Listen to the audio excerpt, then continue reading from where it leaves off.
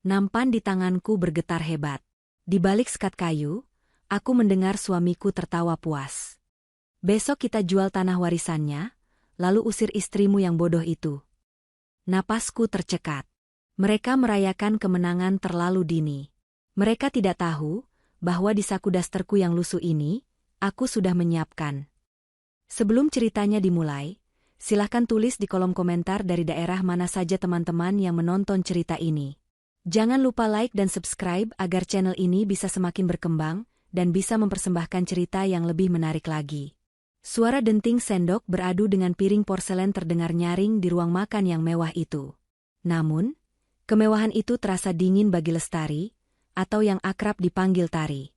Wanita berusia 28 tahun itu berdiri di dekat pintu dapur, kedua tangannya saling meremas ujung daster batiknya yang sudah agak pudar warnanya. Matanya tak lepas menatap meja makan, di mana suaminya, Irwan, dan ibu mertuanya, Bu Marni, sedang menikmati sarapan nasi goreng spesial yang ia masak sejak pukul 4 pagi tadi. Tari, kamu ini niat masak tidak sih? Suara Bu Marni melengking, memecah keheningan pagi. Wanita parubaya dengan rambut disasak tinggi itu melempar sendoknya ke piring dengan kasar. Ini nasi goreng rasanya hambar. Kamu mau bikin saya darah rendah? Hah? Mentang-mentang kamu orang kampung, lidah kamu tidak bisa menyesuaikan dengan selera orang kota. Tari menunduk, menelan ludah yang terasa pahit. Maaf, Bu. Tadi sepertinya sudah Tari kasih garam sesuai takaran biasa. Alasan saja, potong Irwan tanpa menoleh sedikit pun pada istrinya. Ia sibuk mengunyah sambil matanya terpaku pada layar ponsel. Sudahlah, Bu. Namanya juga orang udik. Diajarin berapa kali juga otaknya nggak bakal nyampai. Tari, bikinkan kopi lagi. Yang tadi terlalu manis. Kamu mau bikin aku diabetes? Iya, Mas. Sebentar Tari buatkan lagi. Tari berbalik menuju dapur. Langkah kakinya pelan, bukan karena malas, tapi karena hatinya terasa berat. Rumah besar bergaya kolonial ini, dengan pilar-pilar kokoh dan halaman luas yang dipenuhi tanaman buah, sebenarnya adalah rumah masa kecil Tari. Rumah peninggalan almarhum bapaknya. Dulu, rumah ini penuh tawa. Tapi sejak bapak meninggal dan Tari menikah dengan Irwan 2 tahun lalu, rumah ini berubah menjadi neraka tak kasat mata. Irwan, pria yang dulu datang melamarnya dengan tutur kata manis dan janji akan membantu mengelola perkebunan sawit peninggalan bapak, kini berubah total.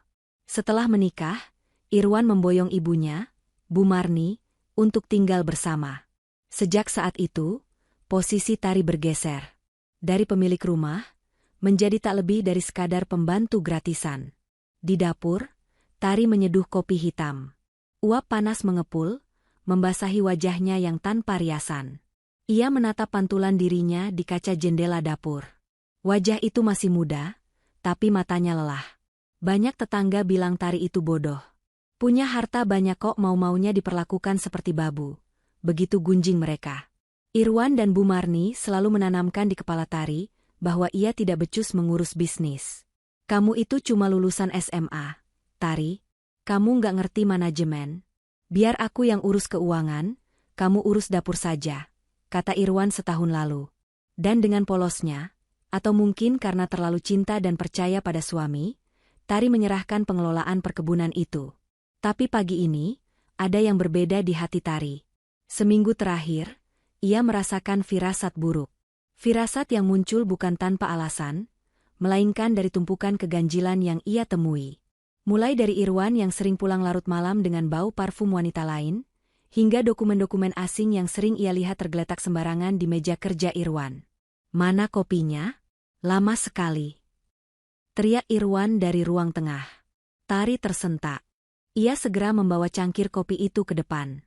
Saat ia meletakkan cangkir di meja, ia melihat Irwan sedang tersenyum lebar menatap layar ponselnya. Senyum yang sudah lama tidak pernah ia berikan untuk Tari. Nanti siang Vera mau mampir. Bu, ucap Irwan pada ibunya, mengabaikan keberadaan Tari yang masih berdiri di situ. Mata Bu Marni langsung berbinar. Oh, Vera? Rekan kerjamu yang cantik dan pintar itu? Baguslah. Bilang sama dia, ibu mau minta pendapat soal investasi emas. Dia kan pintar. Beda sama yang di situ tuh. Bu Marni melirik sinis ke arah Tari. Cuma bisa goreng kerupuk. Tari hanya diam, lalu berbalik badan. Nama itu lagi, Vera. Nama yang belakangan ini terlalu sering disebut di rumah ini. Tari tahu siapa Vera.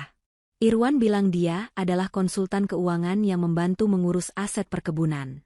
Tapi naluri istri tidak bisa dibohongi. Ada sesuatu yang lebih dari sekadar urusan kerja di antara mereka. Tari masuk ke kamarnya, kamar tamu yang sempit di belakang.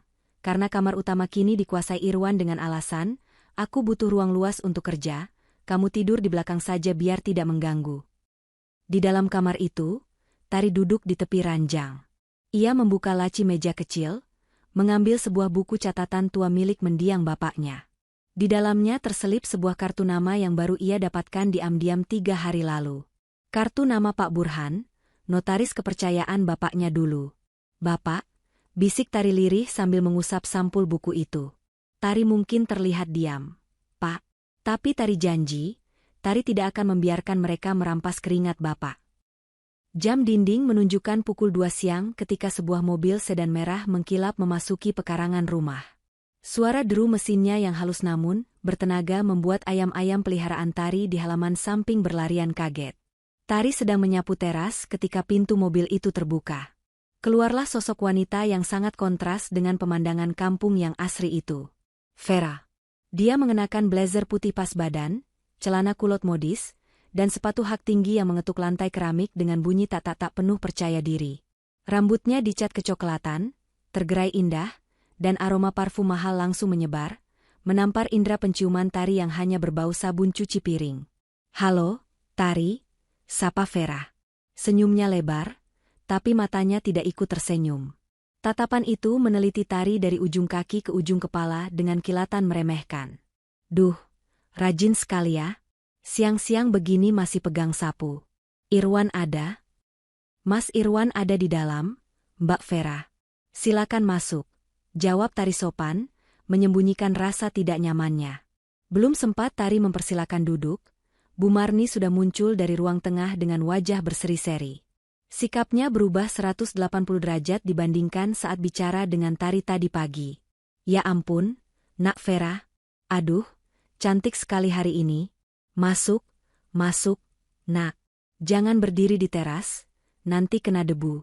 Tari, kamu minggir dong, jangan menghalangi jalan tamu. Bu Marni mengibaskan tangannya, seolah Tari adalah lalat yang mengganggu. Tari mundur selangkah, membiarkan mereka masuk. Ia melihat bagaimana Vera mencium tangan Bu Marni dengan gaya yang dibuat-buat, lalu memuji kebaya yang dipakai mertuanya itu. Tante kelihatan muda banget pakai baju ini. Cocok deh jadi sosialita ibu kota, puji Vera dengan nada manja. Ah, kamu bisa saja. Ini kan baju lama. Tari, jangan bengong saja. Buatkan minum untuk Nak Vera. Jus jeruk segar, jangan pakai es batu, Nak Vera lagi batu katanya. Terus keluarkan kue-kue yang tadi pagi ibu beli. Cepat. Tari mengangguk dan bergegas ke dapur. Saat ia memeras jeruk, telinganya masih bisa menangkap sayup-sayup percakapan dari ruang tamu. Jarak dapur dan ruang tamu memang tidak terlalu jauh, hanya dipisahkan oleh sebuah partisi kayu berukir yang bolong-bolong. Irwan mana, Tan? Tanya Vera. Lagi mandi sebentar, biar wangi ketemu kamu. Kekeh Bu Marni. Duh, Tante tuh senang kalau kamu main ke sini. Rumah jadi berkelas. Kalau cuma ada si Tari, bawaannya suram.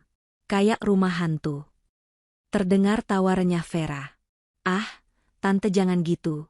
Kasihan Tari. Dia kan memang ya, begitulah. Mungkin karena pendidikannya kurang, jadi nggak nyambung kalau diajak ngobrol topik berat. Makanya Irwan sering stres kan, Tan? Banget. Irwan itu sering curhat sama Tante.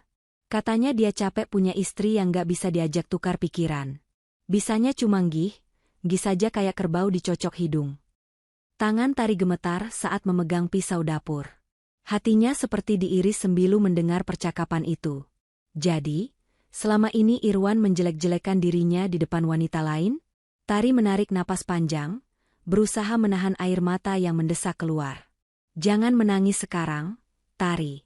Jangan biarkan mereka melihatmu lemah. Batinnya menguatkan diri. Tak lama kemudian, Irwan muncul. Suara langkahnya terdengar bersemangat. "Hai, Fer. Maaf nunggu lama," sapa Irwan. Nada suaranya terdengar sangat berbeda. Lebih berat, lebih berwibawa, nada suara yang ia gunakan saat ingin merayu. "Nggak apa-apa kok, Mas. Aku juga baru sampai." "Oh ya, aku bawa berkas yang kemarin kita bahas di telepon." "Soal proyek itu?" jawab Vera dengan penekanan pada kata proyek. "Bagus. Kita bahas sekarang saja. Mumpung Tari lagi sibuk di dapur." "Dia nggak bakal ngerti juga sih kalau dengar," sahut Irwan santai. Tari yang sudah siap dengan nampan berisi 3 gelas jus jeruk, menghentikan langkahnya tepat di balik partisi kayu. Instingnya menyuruhnya untuk diam. Bukan untuk menguping karena penasaran, tapi karena ia merasa nasibnya sedang dipertaruhkan di meja tamu itu. Ia menahan napas, membiarkan nampan itu tetap stabil di tangannya meski jantungnya berdegup kencang seperti genderang perang. Suasana di ruang tamu hening sejenak, hanya terdengar suara kertas yang dibolak-balik. Matahari sore yang masuk lewat jendela menciptakan bayangan panjang di lantai, seolah menjadi saksi bisu kejahatan yang sedang dirancang. "Ini sertifikat tanah perkebunan utama, dan ini sertifikat rumah yang kita tempati sekarang." Suara Irwan terdengar serius. "Semuanya atas nama Lestari binti Haryono." "Oke," suara Vera menimpali, terdengar profesional namun licik. "Dan surat kuasa jual yang kamu bilang itu? Sudah ditandatangani?" "Sudah beres," jawab Irwan penuh kemenangan. "Minggu lalu aku suruh dia tanda tangan tumpukan berkas. Aku bilang itu berkas perpanjangan izin usaha perkebunan dan pajak tahunan. Si bodoh itu percaya saja. Dia tanda tangan tanpa baca isinya. Nih, lihat." Terdengar suara kertas disodorkan. "Wah, Irwan, kamu hebat," puji Bu Marni antusias. "Tante nggak nyangka menantu tante yang lugu itu gampang banget dibodohi." "Dia bukan lugu, Bu, tapi goblok," timpal Irwan diiringi tawa kecil. "Dia pikir aku masih cinta sama dia? Cih. Aku bertahan 2 tahun ini cuma nunggu waktu yang tepat. Sekarang harga tanah di daerah sini lagi gila-gilaan karena mau ada proyek jalan tol baru. Investor yang Vera bawa berani bayar 15 miliar untuk semua aset ini. Bayangkan, Bu, 15 miliar. Tari yang berdiri di balik partisi merasa kakinya lemas. 15 miliar. Tanah warisan bapak. Tanah tempat kakek neneknya dimakamkan, rumah penuh kenangan ini, mau dijual demi uang foya-foya mereka? Terus rencananya gimana, Mas? Investornya mau datang kapan? Tanya Vera. "Besok pagi jam 9, jawab Irwan cepat. "Pak Wijaya, investor itu, akan datang langsung bawa notarisnya untuk transaksi dan pelunasan. Begitu uang masuk rekeningku, karena di surat kuasa sudah tertulis penerima dana adalah aku, kita langsung aman." "Terus si Tari?" tanya Bu Marni. Ada nada tidak sabar dalam suaranya. Ibu sudah muak lihat muka melasnya setiap hari. Ibu mau dia segera angkat kaki. Irwan tertawa lagi, kali ini lebih keras. "Tenang, Bu. Itu bagian terbaiknya. Besok, setelah transaksi selesai dan uang sudah di tangan, aku akan langsung talak dia. Aku akan usir dia detik itu juga. Baju-bajunya sudah aku suruh dia rapikan tadi pagi dengan alasan renovasi. Kan? Jadi besok tinggal tendang saja kopernya keluar pagar." "Bagus," seru Vera. "Biar dia tahu rasa. Lagian gak pantas wanita kampungan kayak dia punya aset sebanyak ini. Dia gak bisa memanfaatkannya. Mending asetnya jatuh ke tangan kita. Bisa buat modal usaha, beli rumah di Jakarta, jalan-jalan ke Eropa. Dan yang pasti, kita bisa nikah resmi, Ver," tambah Irwan mesra. "Ibu juga setuju kan kalau Vera jadi menantu ibu?" "Ya jelas setuju dong. Vera itu berkelas, pintar cari uang. Nggak kayak Tari, bisanya cuma ngabisin beras," cemooh Bu Marni. Dada Tari sesak bukan main.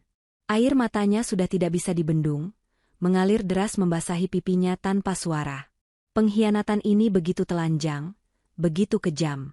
Irwan bukan hanya ingin menceraikannya, tapi ingin memiskinkannya, membuangnya seperti sampah setelah merampok semua peninggalan orang tuanya.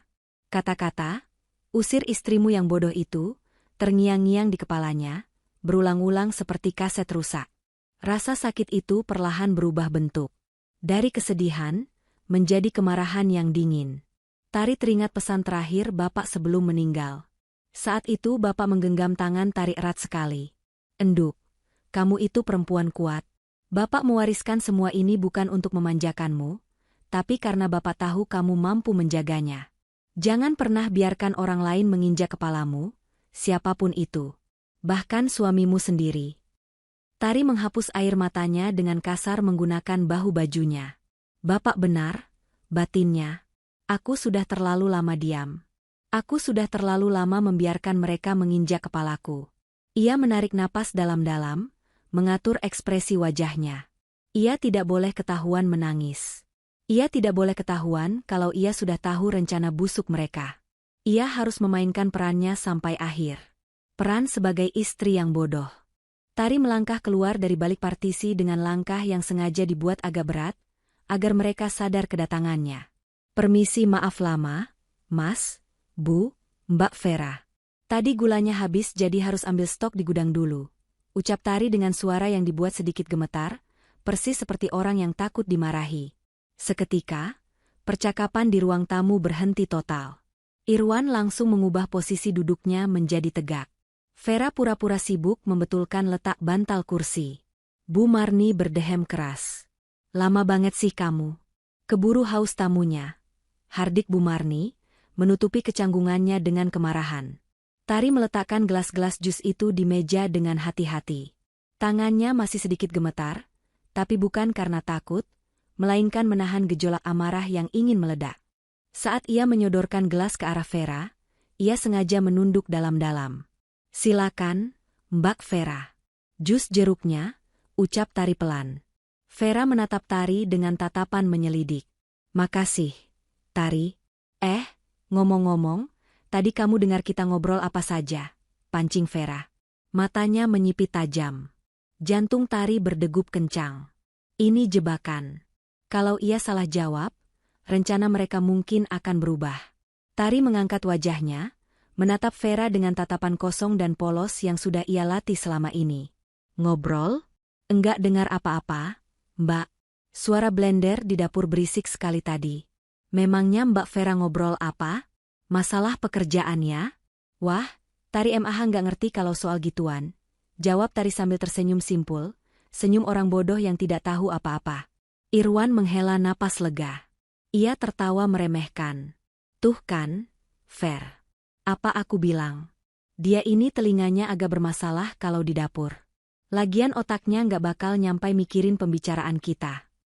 "Ya sudah, sana kamu ke belakang lagi," usir Bu Marni. "Jangan nguping pembicaraan orang pintar. Cuci piring atau apalah sana." "Iya, Bu." "Oh iya, Mas Irwan," Tari menoleh ke suaminya. "Tadi Mas bilang besok ada tamu mau datang ya? Mas mau Tari masakin apa buat jamu tamunya? Biar Tari belanja ke pasar sore ini." Irwan dan Vera saling pandang lalu tersenyum licik. Mereka pasti berpikir Tari benar-benar bodoh. Masih memikirkan masakan untuk tamu yang justru akan mengusirnya. "Nggak usah masak aneh-aneh," jawab Irwan acuh tak acuh. "Cukup sediakan teh dan gorengan saja. Tamunya orang penting, nggak doyan masakan kampung buatanmu. Besok kamu pakai baju yang rapi, jangan pakai daster rombeng itu. Duduk diam saja di pojok, jangan ngomong kalau nggak ditanya. Paham?" "Paham, Mas. Nanti Tari pakai baju batik yang bagus." "Bagus. Sudah, pergi sana." Irwan mengibaskan tangannya. Tari berjalan kembali ke dapur. Begitu sampai di balik tembok yang tak terlihat oleh mereka, senyum polosnya lenyap seketika. Wajahnya mengeras. Rahangnya mengertak. "Nikmati tawa kalian hari ini," batin Tari. "Besok, kalian tidak akan sempat tertawa. Kalian pikir aku bodoh karena diam? Kalian salah. Diamku adalah caraku mengasah pisau." Tari tidak mencuci piring. Ia menyelinap keluar lewat pintu samping, menuju kebun belakang. Di sana, di bawah pohon mangga tua, ia mengeluarkan ponsel jadulnya yang ia sembunyikan di saku daster. Ponsel itu bukan ponsel canggih yang diberikan Irwan, yang kemungkinan disadap atau diperiksa, tapi ponsel lamanya yang ia simpan diam-diam.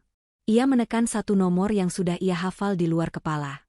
"Halo, Assalamualaikum, Pak Burhan," ucap Tari dengan suara tegas, jauh berbeda dari nada bicara pada suaminya tadi. Suara bariton seorang pria tua terdengar dari seberang. "Waalaikumsalam," enduk Tari. "Bagaimana? Apakah dugaanmu benar?" "Benar semua, Pak. 100%, jawab Tari dingin. Mereka baru saja membahasnya. Besok jam 9 pagi, mereka akan membawa investor bernama Pak Wijaya untuk transaksi jual-beli tanah warisan Bapak. Irwan memegang sertifikat duplikat dan surat kuasa yang saya tanda tangani minggu lalu." Terdengar helaan napas berat di ujung telepon. "Kurang ajar betul suamimu itu. Jadi, kita jalankan rencana B?" "Lakukan, Pak. Datanglah besok bersama Pak Wijaya. Pastikan Pak Wijaya memainkan perannya dengan baik. Saya ingin melihat wajah Irwan saat dia sadar dia tidak memegang apa-apa selain angin." "Baik, enduk. Saya sudah siapkan semua berkas aslinya. Surat pencabutan kuasamu juga sudah saya daftarkan secara hukum kemarin sore. Jadi surat yang dipegang Irwan itu sekarang cuma sampah kertas. Kamu yang kuat ya, besok akan jadi hari yang panjang." "Saya kuat, Pak. Demi Bapak, saya akan kuat." Tari menutup telepon. Ia menatap langit sore yang mulai memerah. Angin berhembus menerpa wajahnya. Tidak ada lagi keraguan. Perang sudah dimulai, dan musuhnya bahkan tidak sadar bahwa mereka sudah kalah sebelum bertanding. Malam itu, suasana rumah terasa mencekam bagi Tari. Meskipun bagi Irwan dan Bu Marni, itu adalah malam perayaan. Mereka memesan sate kambing dalam porsi besar, makan dengan lahap sambil tertawa-tawa menonton televisi. Vera sudah pulang sore tadi dengan janji akan datang besok pagi-pagi sekali dengan pakaian terbaiknya. Tari tidak ikut makan. Ia beralasan sakit perut dan memilih masuk kamar lebih awal. Di dalam kamarnya yang sempit, Tari mulai berkemas. Bukan mengemas barang untuk pergi seperti yang diperintahkan Irwan secara tersirat, tapi ia sedang memilah dokumen-dokumen penting miliknya sendiri. Ijazah, foto-foto bapak, dan buku tabungan rahasia yang ia buka dari hasil menyisihkan uang belanja selama 2 tahun ini. Jumlahnya tidak banyak, tapi cukup untuk pegangan hidup darurat. Pukul 11 malam, rumah sudah sunyi. Suara dengkuran keras terdengar dari kamar utama, suara Irwan. Bu Marni juga sudah terlelap di kamarnya. Tari keluar kamar dengan jinjit. Ia tidak membawa tas besar, hanya tas kecil berisi dokumen tadi. Ia berjalan menuju ruang kerja Irwan. Pintunya tidak dikunci. Irwan terlalu sombong dan ceroboh, merasa tidak ada yang perlu ditakuti di rumah sendiri. Di dalam ruang kerja yang remang-remang, Tari menyalakan sen terkecil. Ia tidak mencari sertifikat tanah, karena ia tahu sertifikat asli ada di deposit box bank yang kuncinya dipegang Pak Burhan.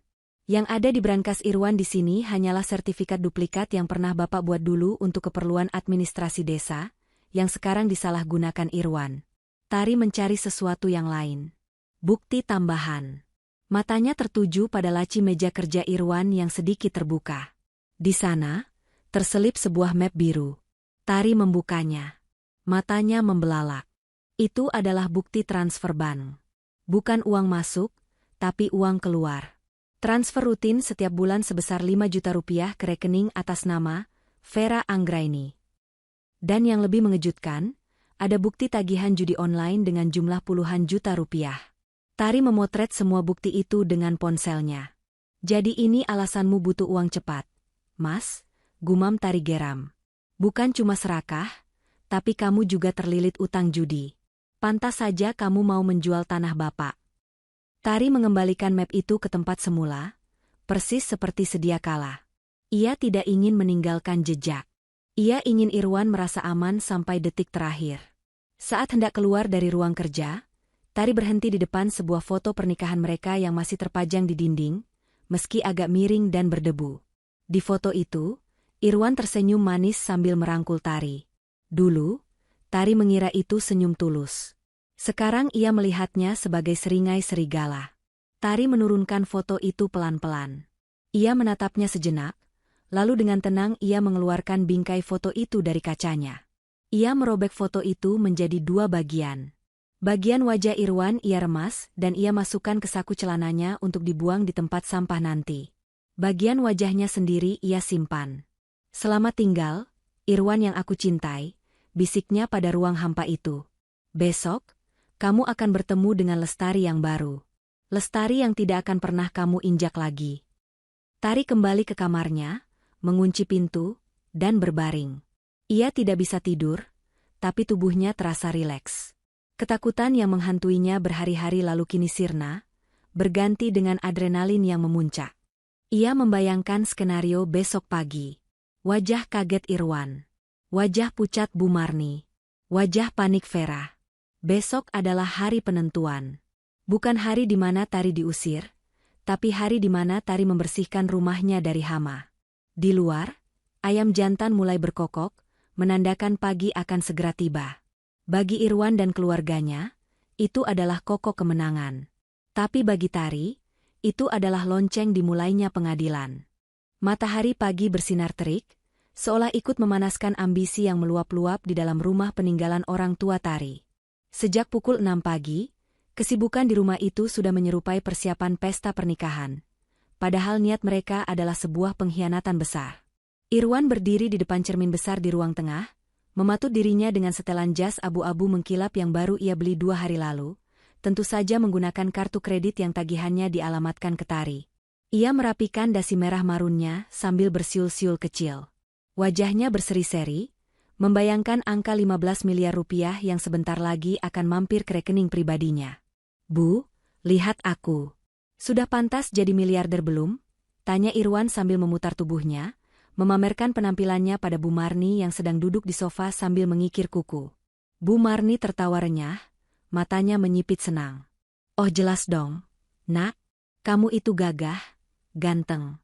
Dari dulu ibu bilang, kamu itu punya aura orang kaya.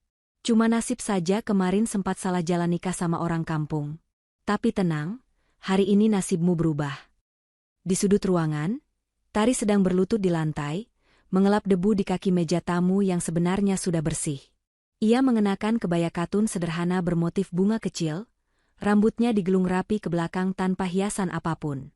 Dari posisinya yang rendah, ia bisa melihat betapa tingginya hati suami dan mertuanya saat ini. Tari, panggil Irwan tanpa menoleh. Itu koper-koper di gudang sudah kamu bersihkan belum? Tari mendongak, memasang wajah polos andalannya. Sudah, Mas. Sudah Tari jejerkan di lorong belakang. Memangnya kita mau liburan kemana, Mas? Kok banyak sekali kopernya? Irwan dan Bu Marni saling lirik, menahan tawa mengejek. Bukan kita, Tari. Tapi, sudahlah, nanti juga kamu tahu. Yang penting kamu siap-siap saja. Oh ya, barang-barang pribadimu, baju-baju dastermu yang kumal itu, sudah kamu masukkan kardus kan? Katanya mau ada renovasi kamar belakang, jadi harus dikosongkan. Dusta Irwan dengan lancar. Sudah, Mas. Semua baju Tari sudah Tari masukkan ke 2 kardus mie instan di dekat pintu dapur. Jawab Tari pelan. Bagus. Cuma 2 kardus kan? Memang harta orang miskin itu praktis. Gampang dipindah-pindah. Celetuk Bu Marni sinis. Tak lama kemudian, suara klakson mobil terdengar. Vera datang. Kali ini ia tampil lebih formal namun tetap mencolok. Mengenakan blazer merah menyala yang senada dengan lipstik di bibirnya. Ia melenggang masuk seperti pemilik rumah, langsung mencium pipi kanan kiri Bu Marni dan Irwan. Morning, calon orang-orang kaya, sapa Vera riang. Ia melirik Tari sekilas dengan tatapan jijik. Tolong ambilkan tasku di mobil dong. Berat soalnya, isinya dokumen penting buat masa depan kita semua. Kecuali kamu sih, gumamnya di akhir kalimat. Tari menurut tanpa membantah. Ia berjalan keluar mengambil tas kerja Vera. Hatinya berdesir hebat. Ia tahu, di dalam tas itu pasti ada dokumen-dokumen pendukung yang sudah mereka palsukan. Saat mengangkat tas kulit itu, Tari meremas pegangannya kuat-kuat. Nikmati saja dulu angkuhnya kalian, batin Tari. Semakin tinggi kalian terbang pagi ini, semakin sakit rasanya saat aku hempaskan nanti siang. Saat Tari kembali membawa tas itu, ia melihat Irwan sedang memberikan instruksi terakhir. Ingat ya, nanti pas Pak Wijaya dan notaris datang, kalian jangan banyak omong. Biar aku yang handle. Vera, kamu bantu jelaskan soal prospek tanah kalau ditanya. Dan kamu, Tari, Irwan menunjuk wajah istrinya dengan telunjuk. Tugasmu cuma satu, duduk diam, senyum, dan kalau disuruh tanda tangan lagi, langsung tanda tangan. Jangan baca-baca dulu kayak orang pintar. Malu-maluin nanti kalau kelihatan lambat mikir di depan investor. Iya, Mas. Tari nurut saja, jawab Tari lirih. Jam dinding berdentang 9 kali. Tepat saat itu, sebuah mobil hitam mewah jenis Alphard berhenti di depan pagar, diikuti sebuah mobil sedan hitam di belakangnya. Kaca mobil itu gelap, menyembunyikan siapa yang ada di dalamnya. Mereka datang. Mereka datang. Seru Irwan panik tapi bahagia. Ayo semua berdiri. Sambut mereka. Tari, berdiri di belakang. Jangan di depan, ngerusak pemandangan. Mereka berbaris di teras. Irwan di tengah, diapit Bu Marni dan Vera. Tari berdiri 2 langkah di belakang mereka, menundukkan kepala. Namun, di balik tundukan itu, bibirnya menyunggingkan senyum tipis yang sangat dingin. Pintu mobil Alphard terbuka otomatis. Turunlah seorang pria parubaya berwibawa, mengenakan kemeja batik sutra lengan panjang yang terlihat sangat mahal. Rambutnya sudah memutih sebagian, namun sorot matanya tajam dan tegas. Itu adalah Pak Wijaya, sang investor. Di belakangnya, dari mobil sedan, turun Pak Burhan, notaris senior yang sudah dikenal Tari sejak kecil. Pak Burhan membawa tas dokumen tebal, wajahnya datar tanpa ekspresi, sangat profesional. Irwan langsung maju dengan langkah lebar, tangan terulur antusias. Selamat pagi, Pak Wijaya. Selamat datang di kediaman kami yang sederhana ini. Wah, suatu kehormatan Bapak bisa datang langsung, ucap Irwan dengan nada menjilat yang sangat kentara. Pak Wijaya hanya menyambut jabat tangan itu sekilas, tidak sampai 2 detik, lalu melepaskannya. Tatapannya dingin. Pagi. Kita langsung saja ke inti pertemuan. Saya punya jadwal padat hari ini. Irwan sedikit salah tingkah karena sambutannya yang hangat berbalas dingin, tapi ia segera menutupi kecanggungannya.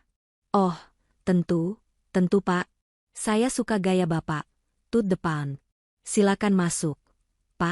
Pak Burhan, silakan. Mereka semua masuk ke ruang tamu yang sudah ditata sedemikian rupa. Irwan mempersilakan Pak Wijaya duduk di sofa utama yang paling empuk. Irwan duduk di seberangnya, diapit Vera. Bu Marni duduk di sofa samping. Sementara Pak Burhan membuka laptop dan mengeluarkan tumpukan berkas di meja kaca. Tari? Ia masih berdiri di dekat pintu penghubung ruang tengah. Duduk, Bu Lestari. Suara Pak Burhan tiba-tiba memecah keheningan, tegas dan berwibawa. Irwan menoleh kaget. Ah, tidak usah Pak Burhan. Istri saya biar di belakang saja, dia nggak ngerti apa-apa soal. Duduk, potong Pak Wijaya. Suaranya tidak keras, tapi mengandung perintah yang tidak bisa dibantah. Matanya menatap tajam ke arah Irwan. Aset ini atas nama Ibu Lestari, bukan? Secara hukum, dia pemiliknya. Dia harus duduk di sini. Irwan menelan ludah. Keringat dingin mulai muncul di pelipisnya. Ia melirik Vera, meminta dukungan. Vera segera tersenyum manis pada Pak Wijaya.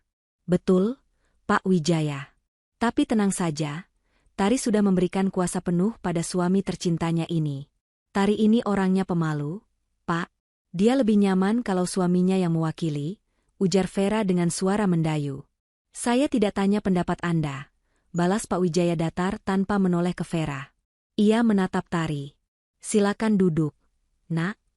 Panggilan, Nak, itu membuat Irwan mengernyit heran, tapi ia mengabaikannya.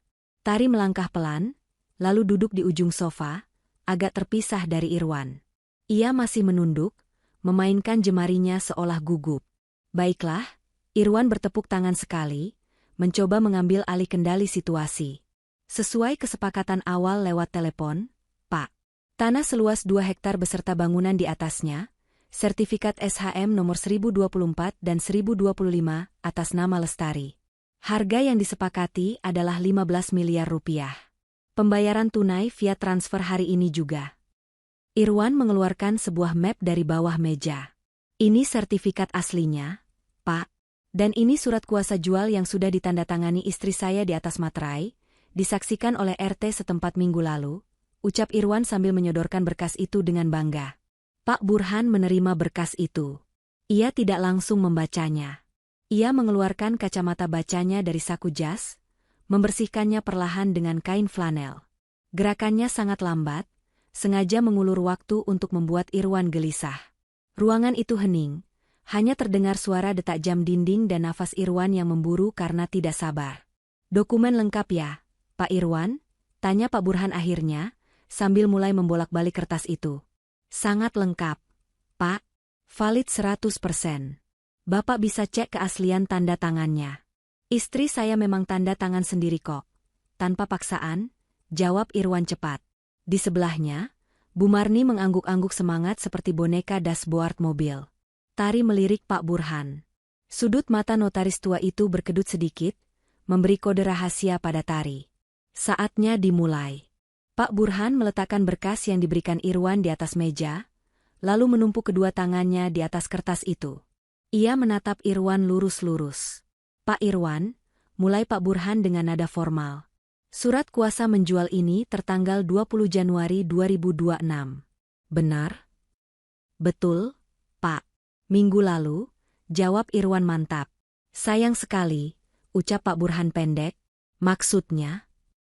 Irwan mulai merasa tidak enak. Vera juga mulai menegakkan punggungnya, siaga.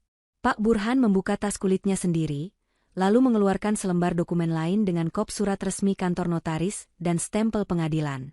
Sesuai pasal 1813 KUH Perdata, pemberian kuasa berakhir dengan penarikan kembali kuasa oleh pemberi kuasa. Dan pada tanggal 25 Januari 2026, 5 hari setelah surat yang Bapak pegang ini dibuat, Ibu Lestari binti Haryono telah datang ke kantor saya dan secara resmi membuat akta pencabutan kuasa, jelas Pak Burhan dengan suara lantang dan jelas. Ruangan itu hening seketika. Seperti ada petir yang menyambar di siang bolong. Irwan ternganga. Mulutnya terbuka tapi tidak ada suara yang keluar. Bu Marni membelalakan matanya sampai hampir keluar. Vera pucat pasi. Apa maksud Bapak?" Suara Irwan tercekat. "Pencabutan kuasa? Itu tidak mungkin. Tari nggak pernah keluar rumah. Dia nggak ngerti hukum. Dia nggak mungkin." Irwan menoleh kasar ke arah Tari. "Heh, kamu ngapain? Kapan kamu ke notaris?" Tari masih diam, tapi ia perlahan mengangkat kepalanya. Wajah, bodoh, itu mulai luntur. "Lanjutkan, Pak Burhan."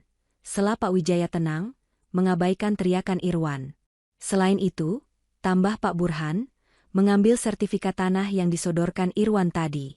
Ia meraba kertasnya, lalu menerawangnya ke arah cahaya lampu. "Sertifikat yang Bapak berikan ini, palsu. Ini adalah sertifikat duplikat yang pernah dilaporkan hilang tahun 2010 oleh almarhum Pak Haryono, tapi kemudian sertifikat aslinya ditemukan. Duplikat ini seharusnya dimusnahkan, bukan disimpan.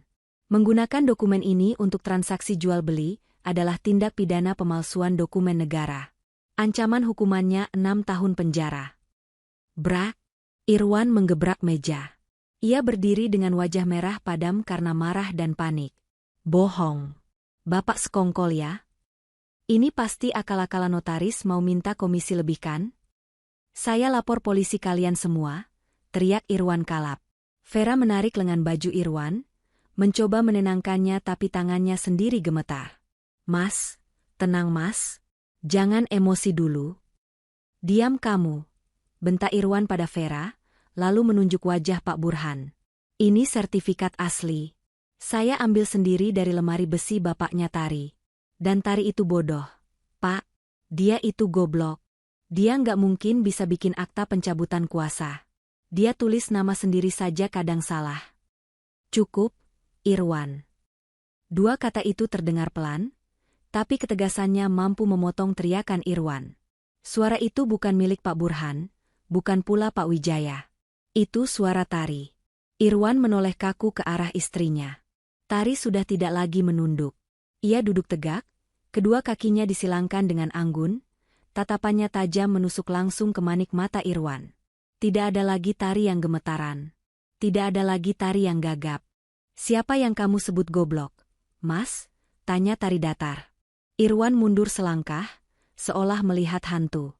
Ia belum pernah melihat ekspresi Tari seperti ini selama 2 tahun pernikahan mereka. Kamu apa-apaan kamu Tari? Gagap Irwan. Tari berdiri perlahan. Ia berjalan mendekati meja, mengambil sertifikat palsu itu, lalu melemparnya kembali ke wajah Irwan. Kertas itu melayang berantakan di lantai. Aku memang lulusan SMA, Mas. Aku orang kampung. Tapi bapakku mengajarkan satu hal, jangan pernah percaya pada musang berbulu domba, ucap Tari dingin. Kamu pikir aku tidak tahu rencanamu? Besok kita jual tanah warisannya lalu usir istrimu yang bodoh itu. Itu kan kalimatmu kemarin sore saat makan gorengan sama selingkuhanmu ini. Tari menunjuk Vera. Wajah Vera langsung merah padam karena malu dan takut. Tari, kamu nguping? Desis Bu Marni, suaranya bergetar. Bukan nguping, Bu. Telinga saya masih berfungsi normal, dan mulut kalian yang terlalu ember, jawab Tari tajam. Irwan yang merasa terpojok, tiba-tiba tertawa histeris. Tawa yang dipaksakan. Hahaha. Oke. Kamu pinter sekarang, ya? Tapi kamu lupa satu hal, Tari. Aku suamimu. Kepala keluarga. Aku berhak atas harta ini. Dan Pak Wijaya ini, Irwan menoleh ke investor itu dengan tatapan memohon. Pak, Bapak pebisnis kan? Bapak pasti nggak peduli urusan rumah tangga receh begini. Bapak mau tanah ini kan? Kita bisa atur ulang, Pak. Saya bisa paksa dia tanda tangan sekarang juga. Irwan bergerak maju hendak mencengkeram tangan Tari. Tapi belum sempat ia menyentuh Tari, 2 orang berbadan tegap yang sejak tadi menunggu di luar, supir Pak Wijaya dan Pak Burhan, langsung masuk dan menahan bahu Irwan. Jangan sentuh keponakan saya. Suara Pak Wijaya menggelegar. Irwan terpaku. Keponakan? Pak Wijaya berdiri, merangkul bahu Tari dengan hangat. Perkenalkan, Irwan. Saya Wijaya Kusuma. Sepupu jauh almarhum bapaknya Tari. Saya bukan investor asing yang kamu cari lewat makelar. Tari menghubungi saya 3 hari yang lalu, meminta bantuan untuk menjebak tikus-tikus di rumahnya sendiri. Kaki Irwan lemas. Ia ambruk kembali ke sofa. Dunia seakan runtuh di atas kepalanya. Jadi, skenario penjualan 15 miliar itu, semuanya bohong? Uang itu tidak pernah ada? Jadi tidak ada uang? Tanya Vera lirih, matanya berkaca-kaca. Bukan karena sedih, tapi karena kecewa berat. Ada, jawab Tari. Uang itu ada di rekening saya. Tapi tidak sepeser pun untuk kalian. Bu Marni tiba-tiba menangis meraung-raung. Tari, tegak kamu ya. Ibu ini mertuamu. Ibu yang merawatmu. Kok kamu jahat begini sama suami dan ibu sendiri? Kamu durhaka, Tari. Durhaka. Tari menatap mertuanya tanpa rasa iba. Durhaka, Bu? Ibu bilang saya durhaka setelah ibu menyuruh saya tidur di kamar pembantu? Setelah ibu menghina masakan saya setiap hari? Setelah ibu merencanakan untuk mengusir saya dari rumah bapak saya sendiri? Siapa yang sebenarnya jahat di sini? Pak Burhan, panggil Tari. Ya, Bu Tari, jawab notaris itu sigap. Bacakan poin terakhir yang kita bahas semalam. Pak Burhan mengambil satu dokumen lagi. Berdasarkan bukti-bukti permufakatan jahat, upaya penggelapan aset, dan pemalsuan dokumen yang dilakukan saudara Irwan, maka posisi saudara Irwan di rumah ini tidak lagi memiliki hak tinggal. Rumah ini adalah aset pribadi Ibu Lestari yang diperoleh sebelum pernikahan, harta bawaan, sehingga tidak masuk dalam gonogini. Pak Burhan menatap Irwan, Bu Marni, dan Vera bergantian. Dengan kata lain, kalian bertiga menumpang ilegal di sini. Suasana di ruangan itu berubah menjadi medan perang batin. Irwan yang tadinya sombong, kini tampak seperti ayam sayur yang kehujanan. Ia menatap Tari, mencoba mencari sisa-sisa kelemahan wanita itu yang bisa ia manfaatkan. Tari, Dek Tari, Irwan mencoba melembutkan suaranya, taktik manipulasinya yang terakhir. Ia berlutut di kaki Tari. Maafkan Mas, Dek. Mas hilaf. Mas cuma bingung karena banyak utang. Mas nggak bermaksud jahat. Mas masih cinta sama kamu. Kita mulai lagi ya. Kita usir Vera. Vera yang hasut Mas. Sumpah, ini semua ide Vera. Vera membelalak kaget. Sembarangan, Kamu yang ajak aku, Irwan. Kamu bilang istrimu tolol dan hartanya gampang diambil. Jangan bawa-bawa aku. Diam kalian, bentak Tari. Ia memundurkan kakinya, menjauh dari jangkauan tangan Irwan. Cinta, Mas? Tari tertawa getir. Kamu sebut ini cinta? Kamu selingkuh di depan mataku, kamu judikan uang belanja, dan kamu mau jual makam bapakku demi bayar utang judimu? Itu bukan cinta, Mas. Itu penyakit. Tari mengeluarkan ponselnya, memutar rekaman suara yang ia ambil kemarin sore. Terdengar jelas suara Irwan, besok kita jual tanah warisan Tari. Setelah uang cair, kita usir dia. Wajah Irwan pucat pasi. Ia tidak bisa menyangkal lagi. Kalian ingat apa yang kalian suruh aku lakukan pagi ini? Tanya Tari lantang. Kalian suruh aku mengemas barang-barang ke dalam kardus mie instan. Kalian bilang ada renovasi, kan? Tari berjalan ke arah pintu depan, lalu membukanya lebar-lebar. Rencananya tetap berjalan, ucap Tari sambil menunjuk keluar. Rumah ini memang akan saya renovasi total untuk menghilangkan jejak-jejak kotor kalian. Dan barang-barang yang sudah dikemas itu, silakan dibawa. Maksudmu apa, Tari? Tanya Bu Marni gemetar. 2 kardus di dekat dapur itu. Itu isinya baju-baju kalian. Saya yang mengemasnya tadi pagi, bukan baju saya. Baju saya masih rapi di lemari, jawab Tari dengan senyum puas. Silakan ambil kardus itu, dan keluar dari rumah saya. Sekarang. Tari, kamu nggak bisa ngusir kami. Mau tinggal di mana kami? Jerit Bu Marni histeris. Itu bukan urusan saya, jawab Tari dingin. Kalian punya kaki, punya tangan. Irwan katanya laki-laki hebat, calon miliarder. Pasti gampang cari kontrakan, kan? Oh ya, Mas Irwan, mobil yang kamu pakai itu, BPKB-nya atas nama bapak saya juga kan? Kuncinya tinggal di meja. Kalian keluar jalan kaki. Tari, tolonglah. Tante mohon. Vera mencoba memelas, sadar posisinya terancam. Kamu juga, Vera, potong Tari tajam. Ambil tas kerjamu, bawa selingkuhanmu ini pergi. Kalian kan pasangan serasi. Sama-sama serakah, sama-sama bangkrut. Irwan bangkit, matanya merah menyala karena marah bercampur malu. Ia mengepalkan tangan hendak memukul Tari. Dasar perempuan sialan. Aku bunuh kau. Tapi sebelum ia bisa bergerak, supir Pak Wijaya sudah memelintir tangan Irwan ke belakang. Irwan mengerang kesakitan. Bawa mereka keluar. Kalau melawan, seret saja, perintah Pak Wijaya tenang. Adegan selanjutnya sungguh memalukan bagi keluarga Irwan. Mereka digiring keluar rumah seperti penjahat tertangkap basah. Bu Marni menangis meraung-raung memanggil nama tetangga, berharap ada yang membela, tapi tetangga yang keluar justru menonton dengan tatapan sinis karena mereka sudah lama muak dengan kesombongan Bu Marni.